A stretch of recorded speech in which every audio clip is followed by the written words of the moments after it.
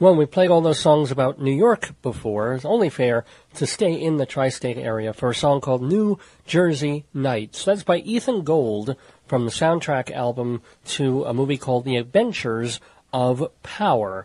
And very happy to have the director of that film. It's his first feature film. It's a comedy. It's quite enjoyable. And the fellow who directed it and wrote it and stars in it and also plays an instrument of sorts in it, is on the phone with us. His name is Ari Gold, and I welcome him to the neighborhood. Hey, Ari, how you doing? I'm good. How are you? I'm good. Let me explain that the music we played from the soundtrack, I mean, talk about 6 degrees of things, but it's by, you got the soundtrack and the songs by your brother, Ethan Gold, who is a twin, right? Yeah, he's a twin brother. He's able to mop up after me in my movies, so it's nice having a twin brother who's a great musician. And well, you were in a band together with him also, are you not? Yeah, we've played in a band called Gold Brothers, and also a band called the Honey Brothers, yeah, so we've done the brother thing on stage as well as in reality. Now, I want to talk just briefly about the weird, real 6 degrees of separation thing here, because, as you said, you're in a band, the Honey Brothers, and then the Gold Brothers, because you are Ari Gold, and your brother's Ethan Gold. Okay. Now, another member of that band is the actor Adrian Grenier. Am I pronouncing that, by the way? I never know. It's actually Grenier. It is Grenier. Okay, sorry. Yeah. It is Adrian Grenier, and he's in that band. And everybody, of course, knows Adrian Grenier from the TV show, the cable show Entourage. Okay, fine. But the weirdest part of all that is that in Entourage, the name of the agent character, played by Jeremy Piven, is Ari Gold. Now, is that a coincidence? I mean, is that just pure weird coincidence? Weird would not maybe be the word that I would use to describe it. Okay. I mean, I played in a band with Adrian for, 8 years. I've known him for 12 years. His managers used to come to the show. His managers created Entourage. Somewhere in between the pilot and the first episode, they changed the name from Ari Jacobs to Ari Gold. And they have the gall to tell me it's a coincidence. Oh, so Adrian already knew you well before Entourage. His agents cooked up with So, oh my God. Well, it's not like you would get any money out of that. You don't get money from a character being named after you. So no, you don't get a penny. All you get is people thinking that your business card is fake. That's right. Or also, anytime somebody Googles you, they've got to go 15 things in to get past Jeremy Piven, Yeah. No, so I'm buried under a fictional person who has nothing to do with me except has my exact name. I mean, I could be named Ted Bundy. It'd be worse, although I guess all the Ted Bundys in America have changed their names to Theodore and Teddy by now, but I have no recourse. My name's Ari. It's like I can't shorten it, and I can't long it because it's only 3 letters long, so where do I go? Well, do you have a middle name? I don't have a middle name. Oh, wow. Does Ethan? That's it. I got 7 letters to work with. Well, it's a memorable name, at least. It's kind of simple. Fits on a marquee very easily. Now let's get to that. Let's get to the whole thing of making movies and doing that. I mean, you're still a pretty young person. How old are you? With all... somewhere in between 30 and 70, closer to 30. Okay, that's fair. And how old is Ethan? Just kidding. Well, we're twins. Yes, in 2 minutes, he's going to catch up to me. So, but let me ask then, was it from early, teens, 20s that you knew, I guess you were artistic from the very beginning, but how did you find the artistic direction to take the creativity that you had? That would be movies. Well, actually, I thought I wanted to write novels when I was growing up. So I was writing a lot, and at a certain point I realized that being by myself with a page was too daunting for me, and I liked the idea of working with other people, and I also realized that I really liked movies, but it took a long time for it to occur to me because I didn't know how someone could get into that. It's like, it doesn't cost anything to write a book. Yeah, right. It costs the time, but, so it took me a while to figure out, oh, well, maybe I could make my own movies and, write them first and then make them. So there was a long process of kind of navigating my way into that, and I made a bunch of short films and then ended up studying film. And did you go to film school? Yes, I did. I went to NYU. Oh, my gosh, when? That's my alma mater. I went to NYU Tisch. When did you go? Oh, really? Yeah. I was there in the late 90s and early aughts. Oh, my God. I was there way earlier. I was there in the early 80s. Back before it was called Can Bar. I was strolling along Washington Square Park and dodging drug dealers and just trying to get 16 millimeter films done. Let me ask you, by the time that you were doing it, were you still working on? Oh, this is so cool. Now I get to talk about like my old college alma mater. When your first film courses, were they on silent 16 millimeter cameras that were dropped out of World War II airplanes? Were they still using those? Yeah. The Filmos. Sorry, what? As far as I know, they still are. Wow. I remember. I mean, they used them because they were literally war horses because soldiers dropped them out of planes on parachutes. So, that is so cool. But I love making movies on those things. They were great, but then you went to the next step, which I never really moved towards. Did you get to direct a film at NYU? I mean, a sound color 16 millimeter film. Well, there's a short film called Helicopter, which is on the DVD of Adventures of Power, which ostensibly I made it at NYU, although I got nothing but grief from the school. They wanted, my directing teacher told me that, I mean, this is, I guess this happens a lot, I've told this story, people say, oh, it's always like that, but my directing teacher told me, don't make this movie, this is a piece of junk, it has nothing to do with cinema. And who was your teacher? Boris Truman. No. So he said it with an accent. He said, I can't say it on the radio what he said, but... Well, use the S word or the F word, just, cut it and say S or F, yeah. He said, this is bullshit. Bullshit, by the way, is what I'm saying. Bullshit, I get it, yes. Yes, I mean, that was based on the script, and I said, I'm gonna do this movie, and he said, well, if you're going to do this movie, then there's the door. Oh man! And he pointed to the door, and he was my directing teacher, and he didn't talk to me for 2 years. 2 years, and the next time he talked to me, this sounds like a joke, but this is actually true. The next time my directing teacher talked to me was after I had won the Student Academy Award and the award for best film at NYU and a bunch of other prizes, and it was at a ceremony where NYU was recognizing and bragging for their students that had won prizes out there in the world, and I had won all these prizes, and suddenly they were taking credit for it. And he came up to me afterwards and said, "Is good film." That was it. Not I'm sorry, not I was wrong, or I would even would have respected. I think by saying he's good film, I think that was his way of saying I'm sorry, I was wrong. Actually, yeah, that is better. That is actually nicer than. Although you would have respected him just as much if he said, sorry, is still bullshit. Everything wrong, I'm right is bull. At least courage of his convictions. But hey, to hear him say good film, I guess did you shake his hand or were you like, yeah, thanks? Thanks, dude. I probably shook his hand in a kind of, yeah. I mean, there was something touching about it, I guess. And I had just won a prize, so I probably felt magnanimous. Yeah. I mean, I have to say, at least, and I give you this credit, that I did not have the moxie to do. When we were doing our films at NYU, I'm talking, were you undergrad, right? This is all undergrad. No, grad. Oh, you were grad, because when I was doing undergrad film there, our big major last film class, we worked in groups of 4. So only one person out of 4 or 5 people got to actually be the director.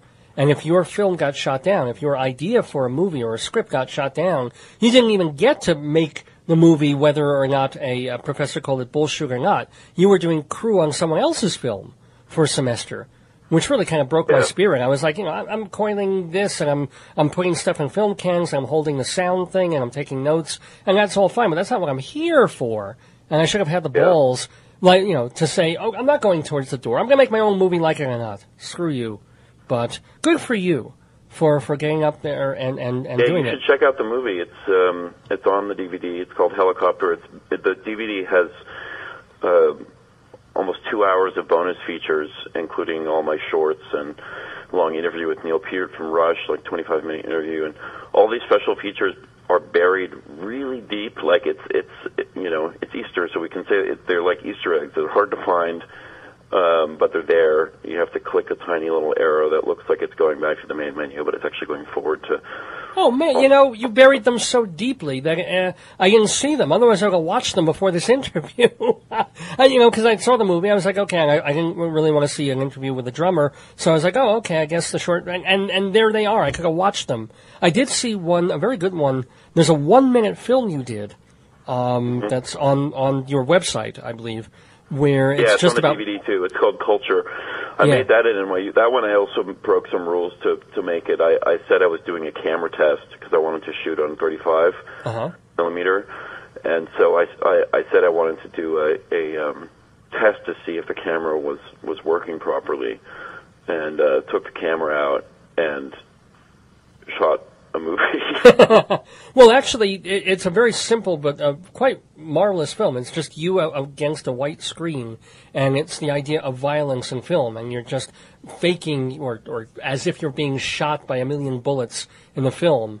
And how long did you end up having to just rehearse it to get that down so that it could be shot? I think it's in one take. Yeah, it's one take. I only had enough film to do one shot, so I did it once.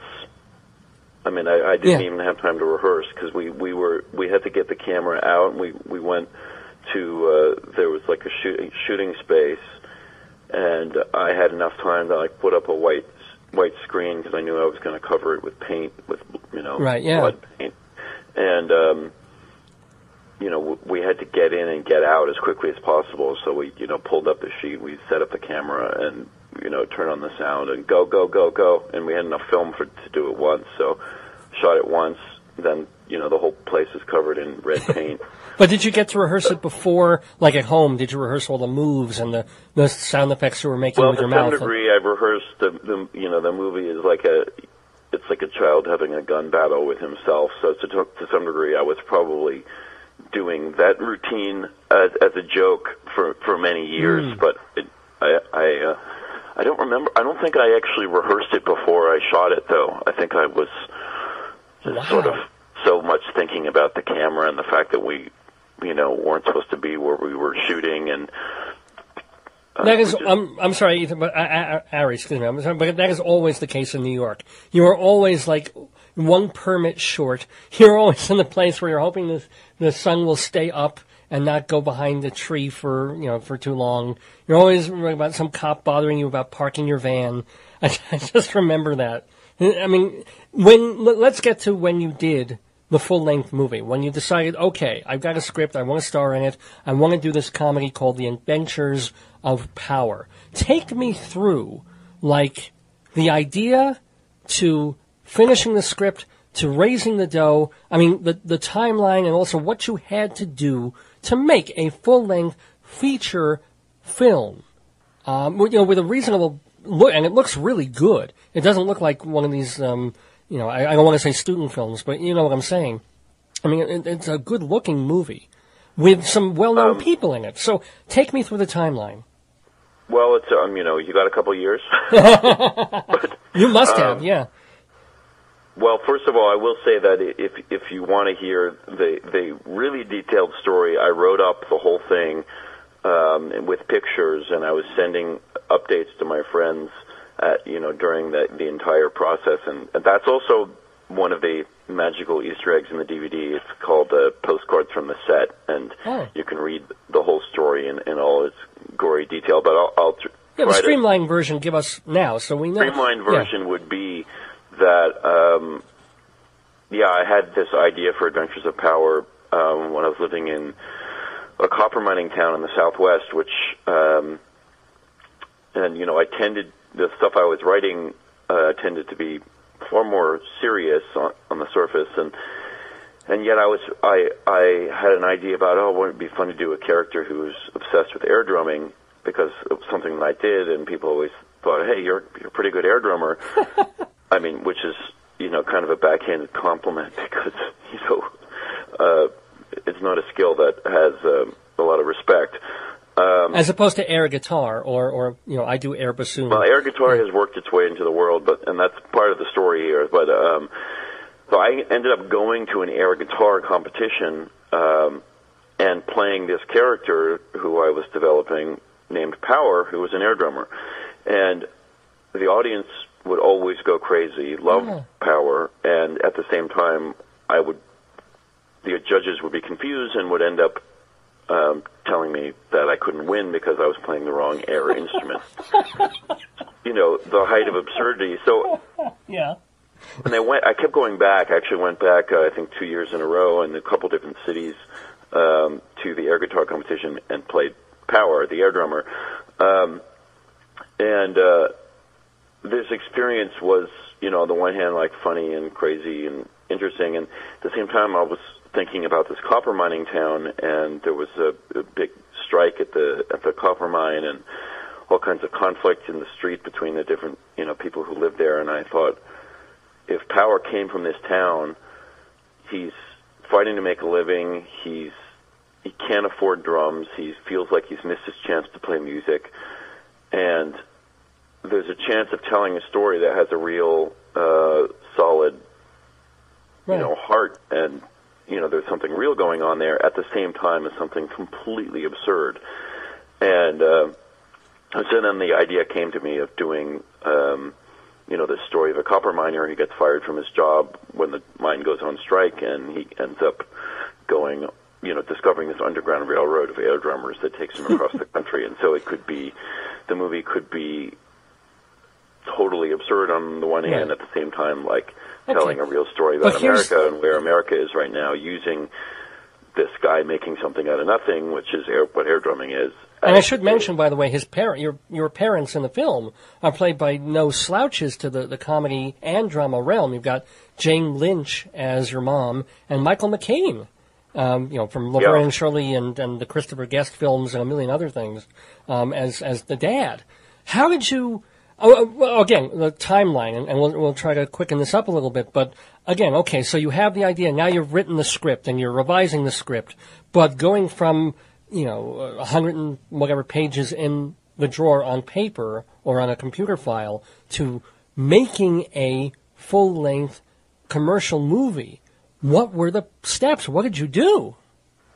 Well, one of the things I started doing. I mean, there were a lot of big challenges facing me. I wanted to get a good cast. I wanted to get, with air drumming, I wanted to have some of the great drum songs.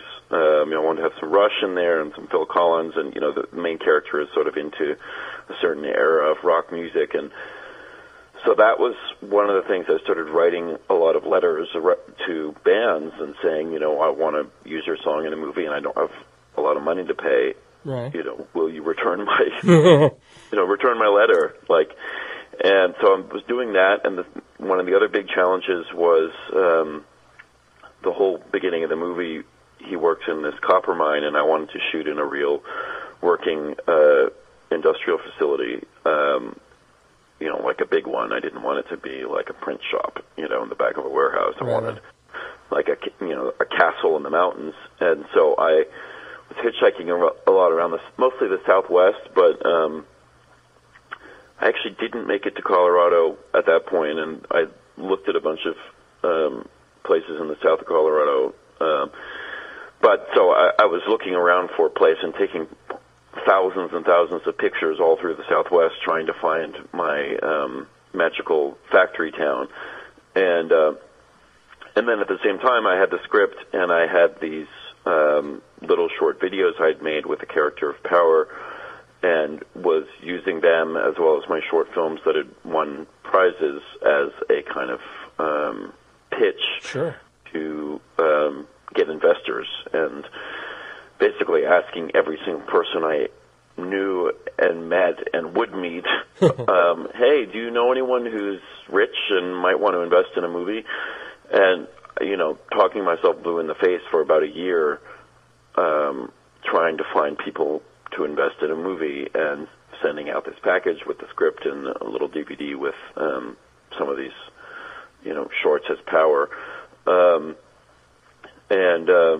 Trying to find right enough an angel. pennies to put together to find $1. It was, yeah. And at the end of the day, I ended up with 29 different investors all over the country, each of them investing, either a small amount or a medium amount. Define small, define medium. Small is $5,000. Medium is $50,000. Okay. All right. So you already had, I assume, a line budget before you even went to the producers, or you started going to the producers first and say, "I want to make this movie," and I figured it's going to cost. I didn't know anything about budgets at that point. I had, a kind of rough idea of budget, but it was a moving target because I had no idea how I was going to get it done. I had no idea how I was going to get Rush to be in the movie, or I was going to get stars to be in the movie, or how I was going to get a factory to shoot it. I mean, all these big challenges. I also knew I wanted to shoot all over the country and have this guy hitchhike from the Southwest to Newark and then New York, and I wanted to shoot in these real places. So all of these are things that people said, "Oh, you can't do that in an independent film. You have to shoot it all in 3 weeks in one small location." And I refused to believe that, and sort of went ahead anyway. And it was really hard, to actually, I want to say like, "Oh, well, I broke all the rules and that was easy." But I broke all the rules, and the reason those rules were, people say you can't do all those things because it's really challenging to, shooting all over the country meant I had to break the shooting of the movie into 5 parts and shoot it like 5 short films, which meant the shooting took me over a year.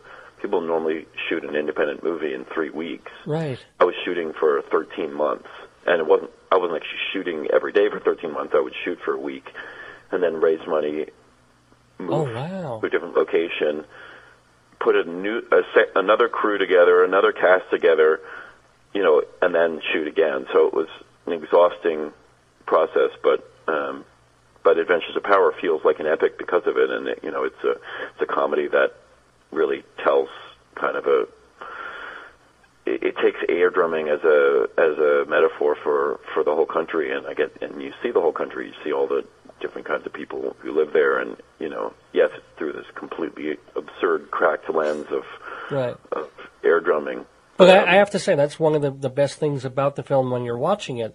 And I wasn't kidding about the look of the film. Also, the feel of it. It feels kind of, as absurd as the story is, it feels a little real and lived in when you meet characters of different ethnicities who feel real. It feels like you're talking to real Native Americans, because you are, I believe. They don't feel like actors. They feel like people who are actually living in those places. And you feel the Steel Town sense. The look of the film feels right in the different places that you go. And I think that adds a whole lot, as opposed to having done the film more on the cheap, as it were, or tried to do it much quicker, but in just a couple of fabricated locations. Putting the camera for real in the real place, I do think adds a lot to the movie. Well, the first producer that I was working with and trying to raise money, I ended up having a parting of ways over this very issue, because she wanted me to shoot it in Los Angeles, and have downtown Los Angeles fake for New York and the Valley fake for Factory Town. And I just said, I can't do this. I've got to feel the real America. I've got to cast people from these towns, and because I lived in a copper mining town, and when Power ends up landing in Newark, New Jersey, I wanted to be in the real slums of Newark. And let me tell you, you can tell. You can see it in the film, and I credit you for that. I'm curious, what was your final post-production, or before editing and everything else? What did the budget turn out to be? Well, these are things that you'll never get a straight answer from any producer or director on in your life. Or a movie studio either, right? Yeah, okay. Yeah, they never tell the truth, and because the truth is a moving target, it's hard to tell sometimes. Okay. I'll just say it's officially a low-budget film according to the Actors Union. Oh, okay. So if you want it doesn't look it, but that's... Parts that. So let me ask you if you're... sorry, yeah. Well, yeah, it doesn't look like a low-budget film because of all the time that, went into adding elements of music and visual stuff, and, it took 13 months to shoot as opposed to 3 weeks. But let me ask also, though, the fact that you have, Adrian, well, he's a friend, obviously Adrian Grenier, but people like Jane Lynch and Michael McKean, I mean, did they work for scale? How do you get people like that when you can't spend... Scale. Sorry? They worked for the absolute legal minimum. With Michael McKean, I'll take him as an example. He's known as a comic improvisational actor, and and famous for one of my favorite movies is Spinal Tap. Of course, yeah. So he plays the lead singer of Spinal Tap, and he's hilarious, and he does music stuff. And here I'm come along with a rock and roll movie about an air drummer. Okay, it looks very similar on the surface. That would never get an actor to work for scale normally. But what I was offering him was not, I wasn't saying, hey, I'm going to have you do, make up some lines on set and do some funny rock and roll stuff. I said to him, you're going to play the head of a local union in a copper mining town whose son is an air drummer, and you hate it, and you're really disappointed in your son, and wish he would just go to work at the mine and focus on his job because you got bigger issues at hand than your son's obsession with drums and he's a bad worker at the factory. And so I offered him a part that was the kind of thing he doesn't normally get offered. So that's the key, is that you have to say, you have to go to an actor and, of that level, of that note. Yeah, if you're trying to get a famous actor to do something for no money, you have to offer them something they don't normally get, because otherwise, why would they do it? So this, I had seen something where he did a dramatic part, no jokes at all, and he had a real heft and great dramatic skill. Yeah. I saw him on Broadway. He's a very good actor. Yeah. He does a lot of theater stuff. But this part of Harlan, who's the father of Power, and Power does work in the copper mine, but he's focused on drumming all the time, is a serious part. And he's the head of the union. The union goes on strike, and the company sends people to go beat up the strikers. And there's kind of a serious story at the heart of Adventures of Power, and he is the heart of that serious story. And so offering him the part, I said, okay, get past the first page where it's about an air drummer and realize what this part is about. And this part is, a dramatic part, a working class man who's, kind of fighting for his town. And that's what appealed to him. And, so that, that's kind of how you get a big actor in your movies. And let me ask, and by the way, we're talking with Ari Gold. He is the director and the star and the producer of the Adventures of Power. We are talking with him on this radio program. It's called Dave's Gone By. It is 12:02 in the afternoon here, Mountain Time, at the University of Northern Colorado, where you can hear Dave's Gone By Saturdays from 10 in the morning until 1 in the afternoon on uncradio.com. Also, if you're still taking classes at UNC before the end of this semester, if you go on Channel 3 on your dorm room television sets, you can hear us there, live streaming 24/7. The radio station, not this program. This program, again, is just 3 hours on Saturday, where we get to talk to cool and fun and creative, interesting people like director Ari Gold. And let me ask also, Ari, before we get off the topic of the actors that you've got, in approaching, again, people like Jane Lynch and Michael McKean, do you have to go through their agents? Do you find an address? I mean, how do you even get to talk to them? Yeah, you got to go through their people. I I mean, unless you know them personally. Right. Even, I mean, Adrian Grenier, who's in my band, I still had to go through his people. Really? You know, well, I mean, everyone's different, but, you know, he would say friends is business, and business is business. Like, right. You know, I handed him the script in person, but to get approvals and to get everything cleared, I had to call his that makes sense. And his managers are the same people who stole my name for Entourage, so it was bitter. It was bitter that I had to like go to them and say, you know, could I have your actor for a few weeks to be in my movie and put on a cowboy hat and put on a country accent when you're trying to turn him into, you know, a matinee idol on Entourage? Right.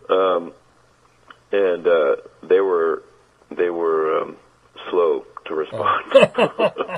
Now now let's say that the film is shot over 13 months, and you've been doing editing in between, so at least you didn't have to wait until it was all in the can to start editing. You shot on 35, or did you shoot on? It looks like 16. film. You shot on what? I shot on 16 millimeter film. Really? Wow. Uh-huh. Again, I'm shocked because it looks so it doesn't. I mean, sometimes it's supposed to look kind of grainy because of the locations, but it looks marvelous. But I mean, there was a decision there to still shoot on film rather than video.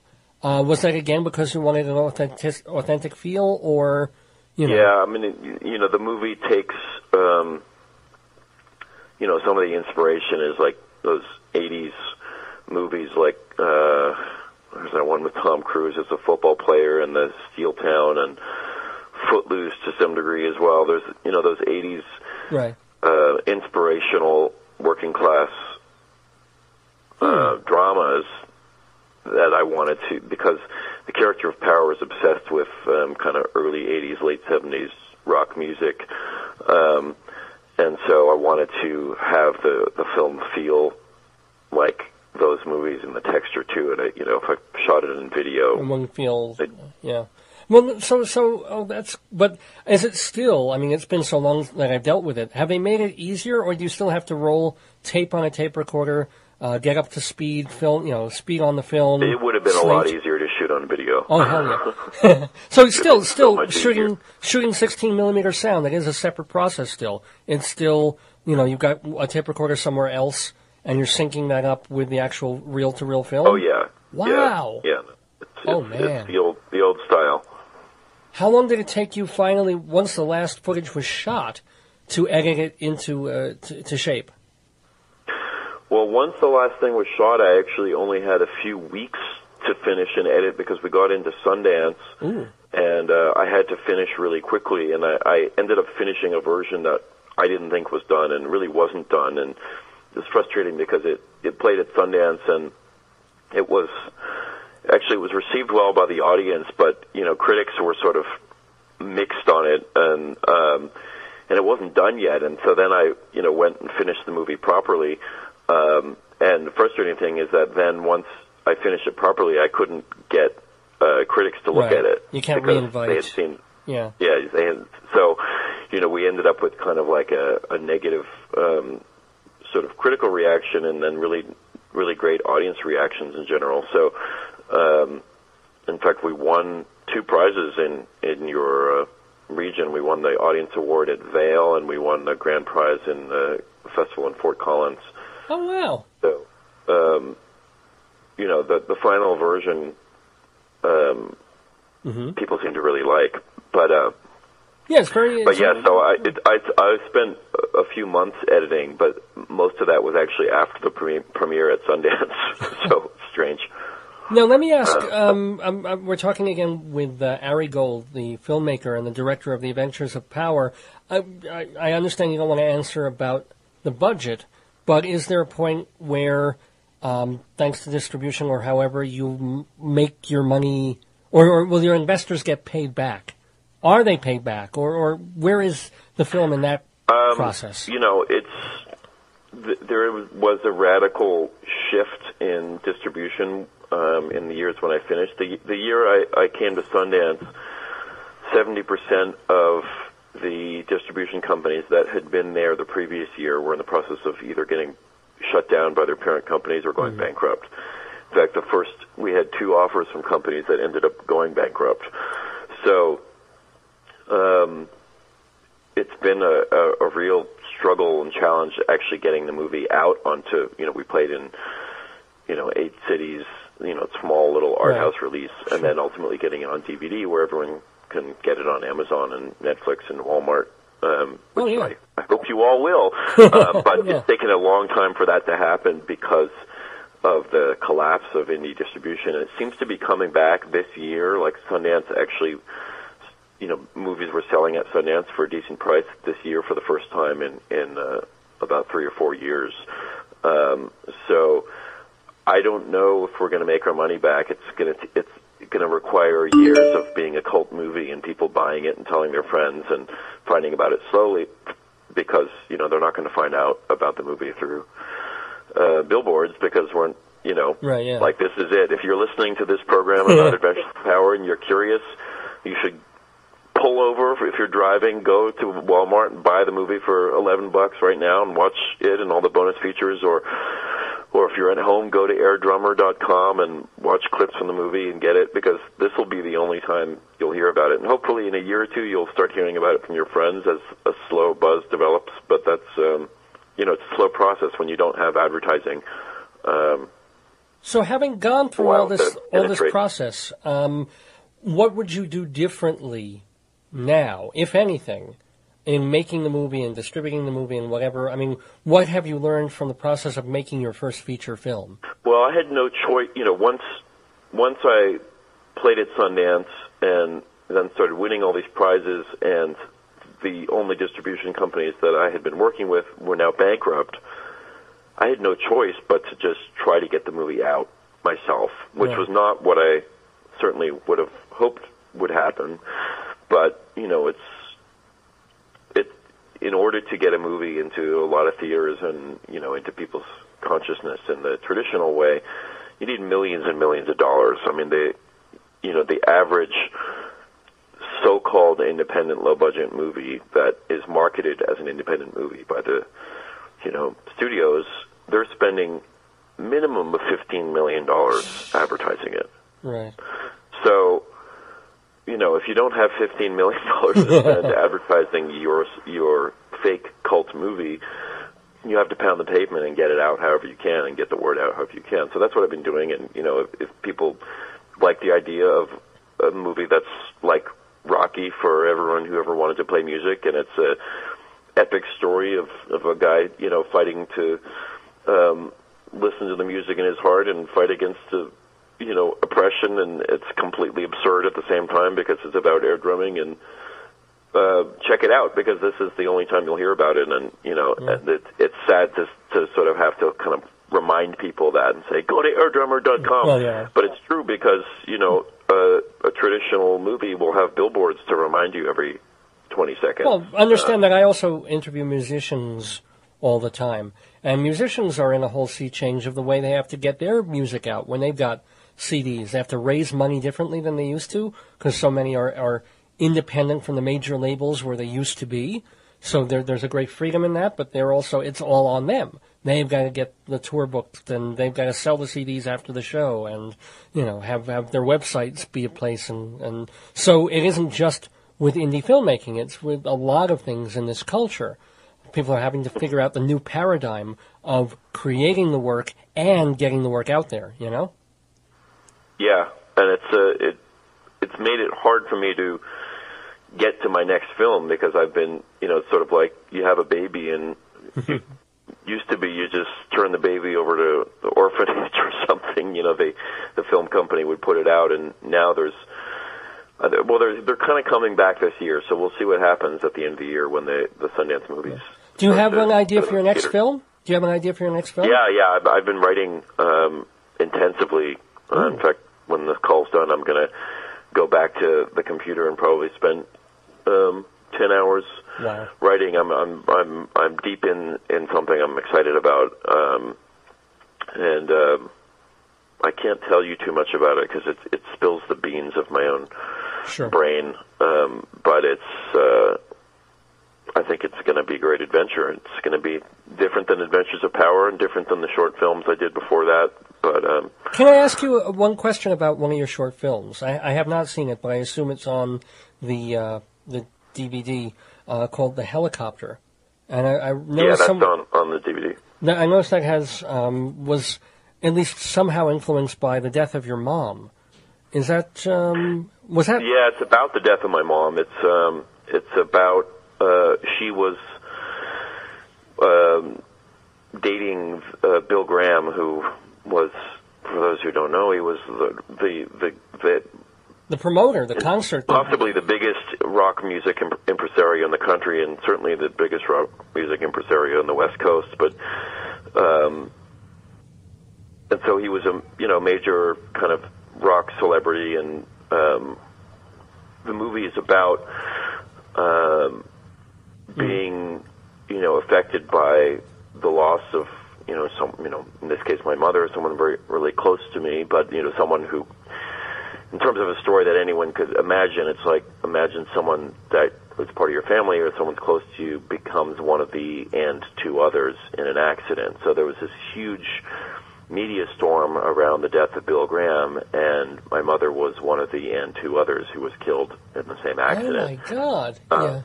And so the movie is about suddenly getting thrust into the limelight, and at the same time, you're not part of the limelight. You're just sort of the side note. And it's about the process of being in shock, just after hearing about a death, and at the same time, you're trying to process it and trying to mourn and remember your mother and come together with your family. At the same time, there's this very strange thing happening where where everyone's talking about the death, but it's not the death of the person that right. Was it you. Was it therapeutic to do the film, or you thought it would be, and it was just actually more painful, or it was so separate from the actual event that it just became a film? What did it feel like to make that? Separate. I mean, when you writing Helicopter was somewhat therapeutic, but the first draft took me all of 3 hours, and then it was 2 years of work, and then the work was work. It was how do I tell a story about death that is a true story and let the audience feel something, because just because I felt something, right. My mother died, obviously it was a big experience for me, but that doesn't mean that someone watching it right. could or should have an emotional reaction to that. They don't know me. That why would they care any more than any other sure. story that you read in the news? So the challenge for me making a Helicopter was, how do I get the audience inside my head enough so that they, at the end of 22 minutes, feel what I felt in such a way that touches them and that gives them something. And that was the challenge, because I had to shoot it and edit it I edited for 2 years, because wow. I was trying to plant things in the movie that would be keys for an audience to get in the door of the emotion, and figuring out what those were and figuring out which ones would work and which ones wouldn't was some trial and error. And ultimately it's I'm really happy with the movie. And this is the one that my directing teacher wanted nothing to do with when I started making it. Oh, this is the one? Yeah, this is the one. So it's gratifying that the movie's toured around the world, and I have people who will write to me and say, I saw your movie and I hadn't spoken to my brother in 10 years, and after I saw your movie, I picked up the phone and I called my brother, and we're going to see each other next month. Wow. I get these kinds of reactions from people who are so affected by the movie that they end up reaching out to their family, and that's an amazing, gratifying thing for me, because it was so hard to make the movie technically, and to find a way to tell the story, and then to, at the end of the day, realize that the emotion that I was going for, which is it's about love and it's about family and it's about processing memories, is something that people can relate to, and that's affecting right. people. And It's actually really frustrating that the DVD of Adventures of Power, which has the short film, I didn't design the menus. I wasn't actually trying to make it hard to find, and you can find it if you click around and you click things that don't make sense. You'll find it on there, but it's annoying that, you know, people who rent Adventures of Power on Netflix, they'll get the DVD, they'll see it, and they'll maybe, you know, there's a special features thing you click, and then it has like a trailer for a Pauly Shore movie, and they're like, okay, that's not that special, and they send it back, and they don't know that, you know, this short film is on there, or they don't know that I did a 25-minute interview with Neil Peart from Rush about you know, the power of music to change people's lives, and that's on the DVD as well, and they don't find it, but they are there. So if you're interested in these things, get the DVD. It's, you know, and it's appropriate because it's Easter tomorrow, so there are these little Easter eggs on the DVD. If you get the DVD, The Adventures of Power, directed by our guest in the neighborhood, Ari Gold. I do want to ask one more question before I gotta let you go, and it's just this real curiosity thing, because you and your brother Ethan, you're in a band together. He did the soundtrack to the film, so you know you're obviously very close in that sense. You both experienced that awful tragedy together. Is there a weird twin thing? Is that true? Do you like sense when he's hurt his finger? There are no psychic abilities. I'm sorry to disappoint you. We're close. We're like brothers times two. You know, so we're very close. But I don't read his mind, and he doesn't read mine. But you know, we are able to work together creatively. On, you know, I play music with him, and he does the music for my movies. He did the music for Helicopter as well, and you know, in the soundtrack to Adventures of Power, he was able to do a kind of parallel version of the movie where he created all, you know, just like I wanted to shoot all over the country and meet all these different kinds of people, he created all these different kinds of music, everything from Mexican speed metal to Algerian pop to classic rock, country music. I mean, this huge range of songs that are on the soundtrack that you know, capture the feeling that I was going for in the movie. So that's a really great thing to have a twin brother who can do that. One thing I do want to add, separate from that, is because we're talking about an air drumming movie, I know there are listeners who are air drummers, even if you don't necessarily admit it. Come along to your favorite song in the car. But we're turning fiction into reality, and Adventures of Power, there was no air guitar competition in the real world when I made the movie, and so I got to make up my own rules in the movie, and it's... You mean there was no air drum competition? Sorry, no air drumming competition, which was creatively liberating because I could just make it a total crazy fantasy. But now we decided we want to make air drumming something that people can do, and we want to encourage people to do it. So we are giving away $15,000 of prizes, drum lessons, a $3,000 drum set. I have the drummers of Styx and Breaking Benjamin and Ween judging. I have videos with Chad Smith from the Chili Peppers air drumming. And you can win if you have even so much as a cell phone camera. You can win a $3,000 drum set. It costs nothing to enter. I want everyone to go to airdrummer.com, click through to the battle page, or you can go to Airdrum Battle too. So yeah, airdrumbattle.com or airdrummer.com. Enter your video. It's totally free. We're giving away for the next, you can enter for another, I think, 3 or 4 weeks. It goes till May 18th. We're giving away all this amazing stuff, and it's totally free. And we just want to see you air drum. We actually had an entrant, someone sent their parrot air drum. And you know what? They're getting a prize. We have 100 prizes. So, you know, with 100 prizes, it's a guarantee that if you enter now, you're going to get a prize. You're going to get, at the bare minimum, the first 100 people who enter are all getting a drum lesson from Drum Channel. That's very nice. Well, that's cool. You should enter. Yeah. So it's airdrummer.com, right? And also to find out more about your projects, including your short films, including more about Adventures of Power, and assumedly in the next months ahead, when you complete your current script and you start working on this next movie, where can people go? Is it arigold.com? Where should people... arigoldfilms.com. arigoldfilms.com. And you can click through to there from the airdrummer.com page. But yeah, arigoldfilms.com is my home site. And if you see Jeremy Piven, that's not it. So there you go. Yes, if you see Jeremy Piven, or if you see a gay R&B singer who is also named Ari Gold, that's not me either. Okay. But it could be if you worked on it. No, but and he's also had to change his. He's also been frustrated by the Jeremy Piven thing. So he's now going. This other Ari Gold, the singer Ari Gold, is going by Sir Ari Gold now. So maybe something to think about.